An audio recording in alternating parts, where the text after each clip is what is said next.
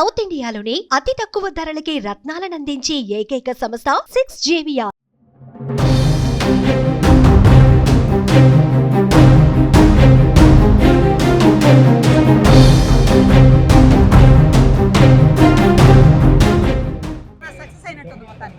చాలా బాగా జరిగింది. నిజంగా ఈ తెలంగాణ రాష్ట్రంలో జర్నలిస్టులు వాళ్ళ పోరాట పటిమను చాలా సందర్భాల్లో ప్రదర్శించారు.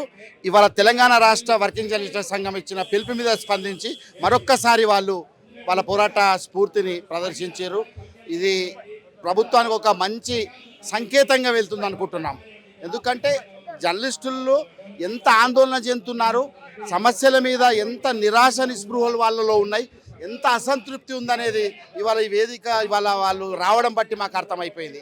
ఎంతమంది వస్తున్నారంటే అటు ఆసిఫాబాద్ నుండి, ఇటు మీకు మహబూబాబాద్ మూల నుండి, ఛత్తీస్గఢ్ బార్డర్ నుండి, ఇటు వనపర్తి గద్వాల నుండి, అంటే రాష్ట్ర నలుమూలల మొత్తంగా ఇవాళ ఈ ధర్నాలో పాల్గొన్నారు. మేము యాక్చువల్గా ఈ ధర్నా మొత్తము సామాన్య సభ్యులను రమ్మని చెప్పలే, మేము కేవలము జిల్లాల్లో ఉన్న ముఖ్య బాధ్యులు అంటే జిల్లాకు 20-25 మందిని రమ్మని చెప్పాం. కానీ ఇటు రాష్ట్ర రాజధాని హైదరాబాద్ నుండి అట్లాగే వస్తున్నారు, అట్లాగే జిల్లాల నుండి అదే స్పందన. ఇంకా మార్గం ఇప్పుడు దాదాపు 600-500 మంది రోడ్ల మీద ఉన్నారు, హైదరాబాద్కు దగ్గరగా ఉన్నారని చెప్పి మాకు సమాచారం గ్రూప్లలో మెసేజ్ వస్తుంది, పోలీసుల నుండి కూడా సమాచారం వస్తుంది.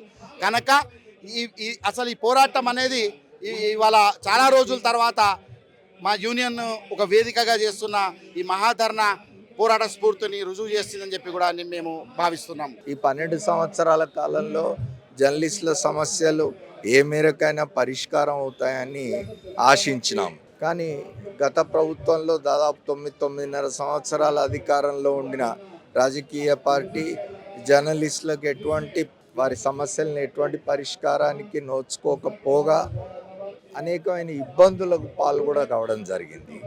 కనీసం రాష్ట్రంలో ప్రభుత్వం మారి కొత్త ప్రభుత్వం వచ్చిన తర్వాత వాళ్ళు ఇచ్చిన హామీల మేరకే, వాళ్ళ అధికారంలోకి రాకముందు ఎన్నికల సమయంలో వారు ప్రతి రాజకీయ పార్టీ చేస్తున్న పని ఇదే.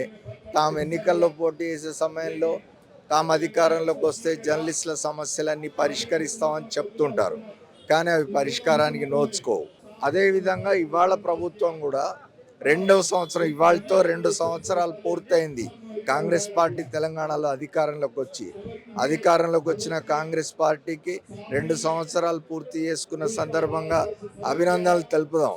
కానీ అదే సమయంలో 2 సంవత్సరాలుగా పరిష్కారం కాని కనీస సమస్యల పైన దృష్టి పెట్టండి అని చెప్పి రాష్ట్ర ప్రభుత్వానికి, ముఖ్యంగా సమాచార శాఖ మంత్రికి, ముఖ్యమంత్రి గారికి కూడా విజ్ఞప్తి చేస్తూ ఉన్నాం.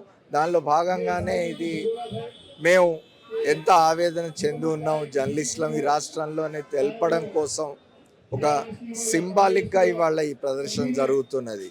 1000 మందికి పైగా ఇవాళ దాదాపు ఇక్కడ సమాచార శాఖ కార్యాలయంలో జమగూడి మా ఆవేదన తెలపడానికి వచ్చినాం తప్ప ఇది ప్రభుత్వాన్ని వ్యతిరేకించడానికో లేదా ఒక రాజకీయ పక్షాన్ని వ్యతిరేకించడానికో జరుగుతున్నది కాదు. మా సమస్యలు పరిష్కరించండి మా ప్రభు అని అడగడానికి వచ్చిన ఒక ప్రదర్శన ఇది.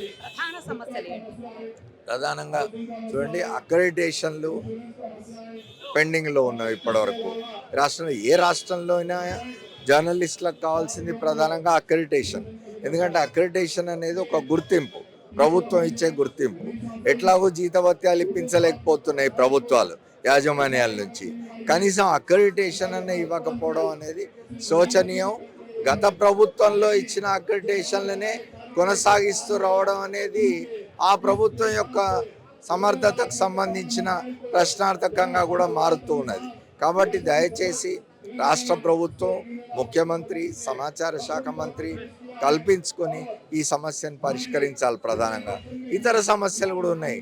ఆరోగ్య సంబంధమైన సమస్యలు వచ్చినప్పుడు మెడికల్ హెల్ప్ సంబంధించి గతంలో ఉమ్మడి రాష్ట్రంలో అమలైన కార్యక్రమాలు కూడా రాష్ట్రం విడిపోయిన తర్వాత తెలంగాణలో జర్నలిస్టులకు అందకుండా పోయినాయి. ఆరోగ్యానికి సంబంధించి కావచ్చు, గృహ వసతికి సంబంధించి కావచ్చు, దాడులు జరిగినప్పుడు చర్యలు తీసుకునే విషయంలో కావచ్చు, ఇట్లాంటి అనేక సమస్యల పరిష్కారం కోసం ఇవాళ మేము హైదరాబాద్లో ఈ ధర్నా చేయాల్సిన పరిస్థితి వచ్చింది. Thank you. మరిన్ని అప్డేట్స్ కోసం నిరుపమ సుమన్ టీవీ ఇన్స్టా పేజ్ని ఫాలో చేయండి. సుమన్ టీవీలో మీ పర్సనల్ అండ్ బిజినెస్ ప్రమోషన్స్ కోసం కింది నెంబర్కి కాంటాక్ట్ చేయండి.